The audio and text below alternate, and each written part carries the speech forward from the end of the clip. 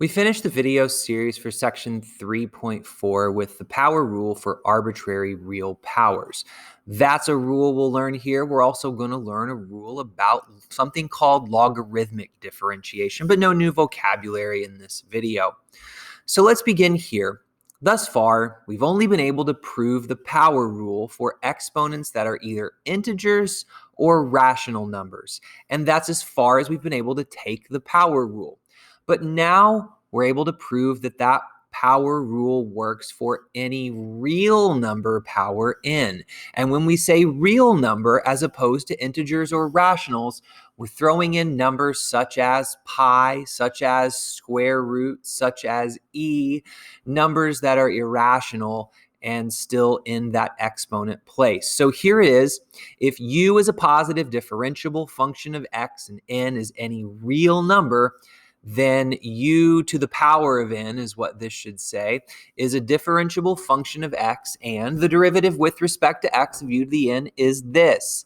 n, the exponent, moves to the front as a scalar multiplier, reduce that exponent by 1, and multiply by du dx using the chain rule.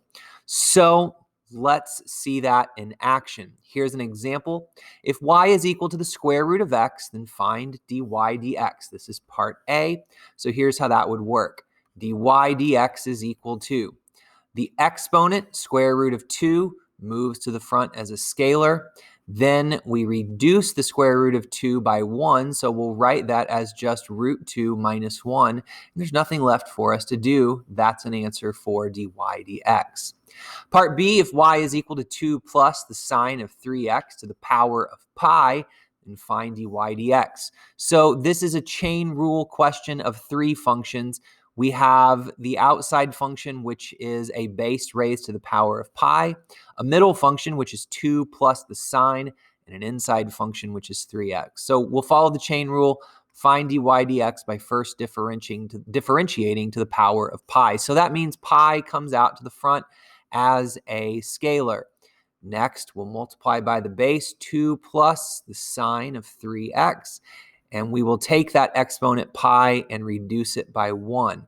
Next, we'll multiply by the derivative of the middle function. So the derivative of 2 plus the sine of 3x is cosine of 3x. And finally, we'll multiply by the derivative of the inside function, 3x, which is 3. And this gives us then a final answer of 3 pi times the cosine of 3x times the quantity 2 plus the sine of 3x raised to the power of pi minus 1. So the power rule now works for all real numbers, not just integers, not just rational numbers, but all real numbers. Here's exercise 35. That's another example. Find dy dx for y equals x to the power of negative square root of 2. So dy dx is equal to, first, the negative square root of 2 comes to the front as a scalar coefficient. Now we're still multiplying by the same base. This is a base now to the power of negative root 2 minus 1, and there's nothing else left to do. So that's exercise 35. Let's move on. Here's exercise 6, or example 6, finding a domain. If we have a function f of x defined by the natural log of x minus 3, find f prime of x, and also state the domain of f prime. So let's begin with just f prime of x. So f prime of x is equal to, by the rule for the derivative of natural log, we would say this is equal to 1 over x minus 3. And then by the chain rule times the derivative of 1 over x, of x minus 3, which is just 1. So f prime is 1 over x minus 3. All right, let's talk about domains. First, I want to talk about the domain of the function f of x itself. The domain of f of x equals natural log of x minus 3 is 3 to infinity, not inclusive, because we know that natural logs are only calculated with positive numbers. They don't exist for 0 or negative. So we start just to the right of 3 and move on to infinity there. Then the domain of f prime of x, which we define as 1 over x minus 3, is all reals except for 3. We can put anything in the denominator of this function except for 3 and get a real value output. So we could say it's negative infinity to 3 along with 3 to infinity. However, since f is not defined to the left of 3, the domain of f prime is not going to include anything to the left of 3. So that means the domain of f prime is just 3 to infinity. There's an answer. Let's look at exercise 37. It's the same sort of question. Find f prime, state the domain. So here's f prime. F prime is just going to be, well, 1 over x plus 2. Technically, it's multiplied by the derivative of x plus 2, but that's just 1.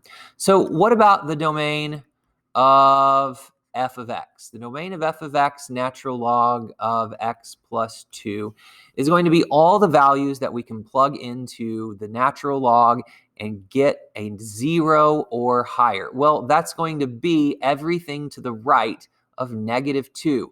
Of course, negative 2 will make this 0, but then if we go negative 1 or 0 or 1 or 2, we all begin to get positive results. So negative 2 to 0. How about the domain of f prime? Well, the domain of f prime, which is 1 over x plus 2, is, of course, all of the numbers to the left or right of negative 2. Negative 2 would give us an undefined result, but everything else would work just fine. So negative infinity to negative 2, along with negative 2 to positive infinity. But since f of x is not defined to the left of negative 2, the derivative can't be either, and that means the domain of f prime is negative 2 to infinity. All right, let's move on. Sometimes the properties of logarithms can be used to simplify the differentiation process. So that's interesting. If we take advantage of the properties of logarithms, finding derivatives can be simplified, even in the case where we ourselves have to introduce the logs as a step in the process. Process of doing that is known as logarithmic differentiation. We're going to see in example 7 that logarithmic differentiation gives us a clever way to differentiate a function that might seem like we don't have a rule for, y equals x to the power of x. We have a rule for x as a base. We have a rule for x as an exponent, but we don't at this point have a rule for differentiating x as a base and as an exponent. We can also use logarithmic differentiation to simplify differentiating that would require the use of the product, quotient, and chain. So all different rules at once, which we know from earlier examples, can get quite complex and complicated. We'll see that in example 8. So let's move forward. Here's example 7. Here's that function y equals x to the power of x. And this is what we have right now. So let's see. First of all, I'm going to rewrite the question. Y equals x to the power of x. Next, I'm going to introduce a natural log on both sides. Natural log of y and natural log of x to the x. Taking advantage of the properties of natural logarithms then allows us to take the exponent on x to the x and move it out front as a coefficient. So that means our next line of work looks like this. The natural log of y is equal to x times the natural log of x. From here, we're going to differentiate implicitly. We're going to say find the derivative with respect to x of both sides of this equation. So as we move forward, this will give us natural log of y's derivative would be 1 over y. Then by the chain rule, times dy dx. That's what we'll solve for eventually. On the right side of this, we're going to have to use a product rule. So that's going to be the first function x times the derivative of the second, which is 1 over x, plus the second function, which is natural log of x, times the derivative of the first, which is 1. So now we have 1 over y dy dx is equal to, well, x times 1 over x is just 1, and the natural log of x times 1 is just the natural log of x. So we're almost done. We want to solve for dy dx, and right now it's multiplied by a 1 over y. So we're going to multiply both sides by y, and then here by y. The y's on the left will cancel. That will leave us with dy dx. But on the right side of this equation, we don't want to give our answer in terms of y if we don't have to. And we know from the very beginning that y was equal to x to the power of x. So we can rewrite this then by replacing the y and give a final answer of 1 plus the natural log of x times x to the power of x. And using logarithmic differentiation, there's a clever way to differentiate x to the power of x. Next up is exercise 49 from the text. We're going to use the same method. Y equals sine of x to the power of x, and we'll begin by taking the natural log of both sides of this equation. So we have natural log of y equals natural log of the sine of x to the power of x. So we'll use those natural log properties, bring the x as an exponent out front as a coefficient. So we have natural log of y equals x times the natural log of the sine of x. So then we'll differentiate both sides, d dx and d dx. On the left, we will have 1 over y times dy dx. On the right, a product rule. So the first function, x, times the derivative of the second. So derivative of the second function is a natural log of the sine of x. We're going to have 1 over the sine of x, and then by chain rule times the derivative of sine of x, which is cosine of x, plus the second function, which is the natural log of the sine of x, times the derivative of the first function, which is 1. So let's simplify. We have 1 over y dy dx is equal to, well, we have x times 1 over sine times the cosine. So cosine of x over sine of x is cotangent. So I'm going to write this as x cotangent x plus the natural log of the sine of x. And finally, we're going to multiply both sides of this equation by y. And then we will have dy dx is equal to, once we cancel the y's on the left and then take a look at the right side and replace y with sine of x to the power of x, we have a final answer of x times the cotangent of x plus the natural log of the sine of x times sine of x to the power of x. And there's a final answer for exercise 49 using logarithmic differentiation.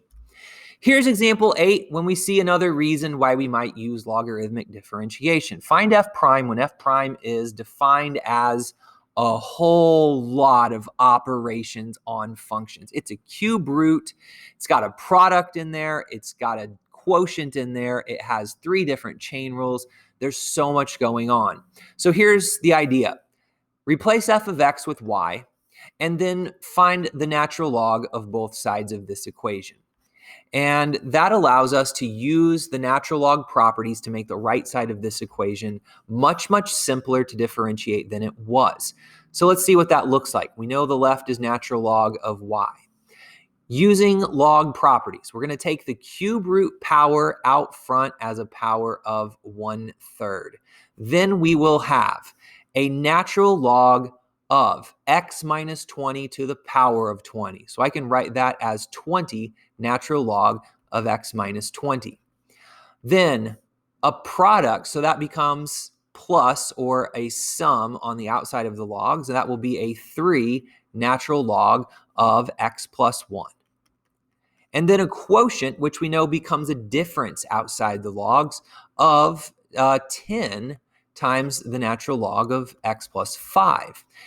That's all again times 1/3. So now we can look at derivatives. So let's differentiate both sides with respect to x.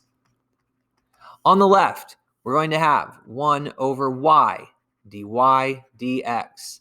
On the right, we're going to have a 1/3 times, let's see, a 20 times a 1 over x minus 20 times a 1, plus a 3 times a 1 over x plus 1 times a 1, minus a 10 times a 1 over x plus 5 times a 1. And then finally, we're going to multiply both sides of this equation by a y, and we're going to replace that y with the original y equals the cube root of all of that other stuff. So here's what we'll have. Dy dx is equal to a 1/3 And then I'm going to move this y term to the front. So 1/3 times a cube root of an x minus 20 to the power of 20 times an x plus 1 to the power of 3 all over an x plus 5 to the power of 10. And then times a 20 over x minus 20 plus a 3 over x plus 1 minus a 10 over x plus 5. There is no need whatsoever to simplify this in any way. It's done. This is a dy dx, a derivative in terms of only x, and I will leave exercise 51 up to you. This is the end of section 3.4.